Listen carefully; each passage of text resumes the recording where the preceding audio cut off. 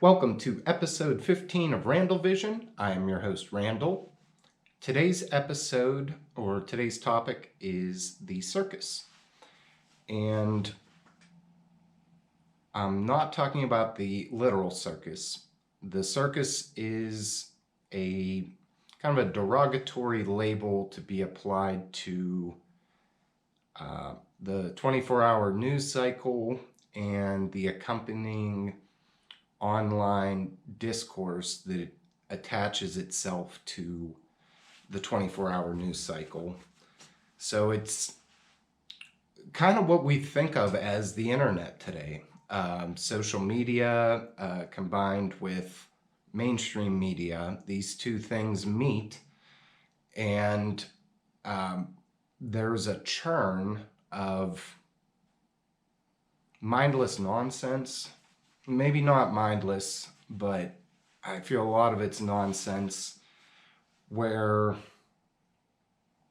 say, a story breaks and the story's incomplete. There's not enough information known about the topic, and that begins wild speculation across the board. So all of the mainstream outlets race one another to get that initial story out first, to get the clicks first, and reporting the story isn't as important as reporting the headline.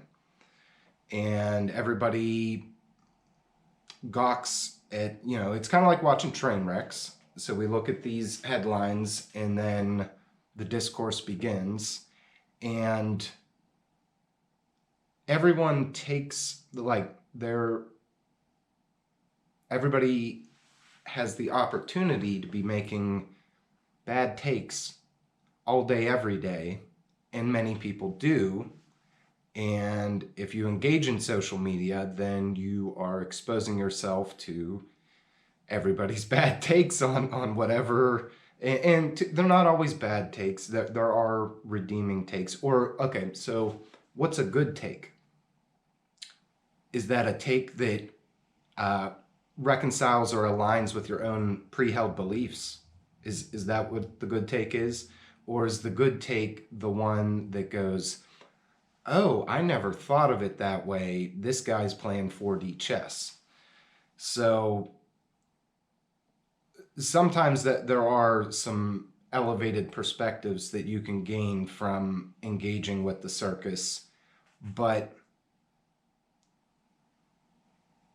in the moment, the story's incomplete, and then 2 days later, or 3 days later, or weeks later, or months later, the full story comes out, and by that point, nobody cares.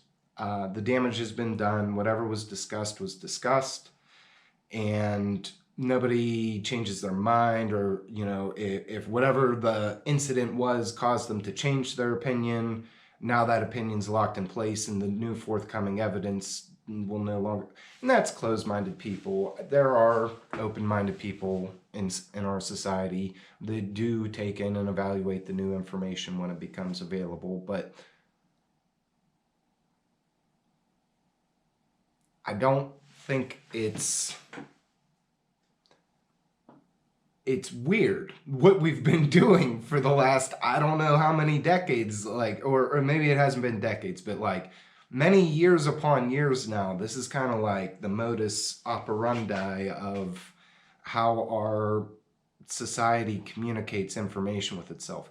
And it's weird. And that we engage with it so regularly is also weird. So I want to hold my pinky up in the air while I say this, that it's, to me, low-hanging fruit to engage in the ongoing discourse about whatever happened today, because there's always something that happened today, and then every once in a while something that happened yesterday is still more popular than what happened today. But we get over that pretty quickly and move on to the next salacious topic. But there's a quote. I'm not sure if it was a quote or a misquote from Eleanor Roosevelt. Small minds discuss people, average minds discuss events, and great minds discuss ideas. And on this channel, we're going to try to cultivate great minds, and we're going to try to keep our topics towards ideas. I'm not saying that I'm never going to do that kind of content, but if I do, I will need to start a whole another channel, because that's not what we're doing here. But this disdain, or this pinky holding here, makes it seem like I don't participate or I don't gain value from the circus. And that's not true. I've engaged with the circus far more than I should, and not so much in the form of like putting all of my comments out there about every last topic. That's not really my style, or hasn't been over the last several years, but more in the sense just as consuming it as pure entertainment. But there's a limit to what is a reasonable amount of that to consume, and who to consume it from, or what sources. So that's kind of the point, that it's entertainment. It's not like we have transcended the barrier or the bounds of where it something being news used to mean something, and now whenever we talk about the news, it I don't know, maybe this is just like me showing signs of age here, but like I feel like the way the discourse moves has changed. It has changed drastically in my lifetime. I don't need to be a scholar to know that. You could just look at society. But I'm not suggesting that one ought to live under a rock. I don't think that's a healthy way to be a member of society. That turning a blind eye, or being the ostrich with its head stuck in the sand, that's a denial of reality. So that extreme is like, I'm sure it could be integrated if you were using it on a cyclical basis or whatever, or maybe, you're just a person that's the way you engage with the world. That's fine too. But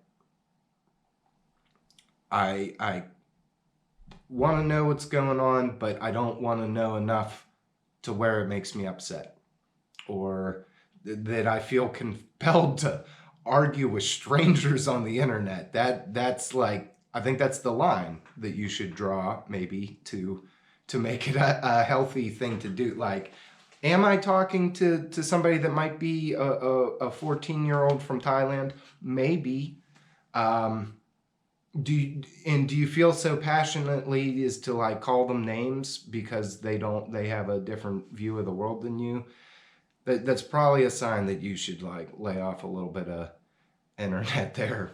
But so in general, to put a bow on this, I want this channel to be about ideas, not about people or events so much. Or if I am going to talk about a person, it will be myself, because that's the only person that I have any kind of authority speaking about.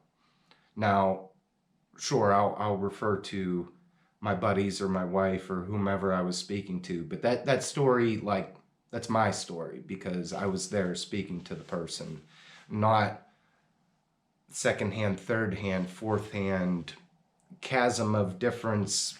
I only know this person exists because of the internet kind of thing. Like, you're losing the plot there, I think. So I'm going to talk about ideas and myself. I think I've already stated that goal, but it just felt like commenting on the circus. A bonus topic for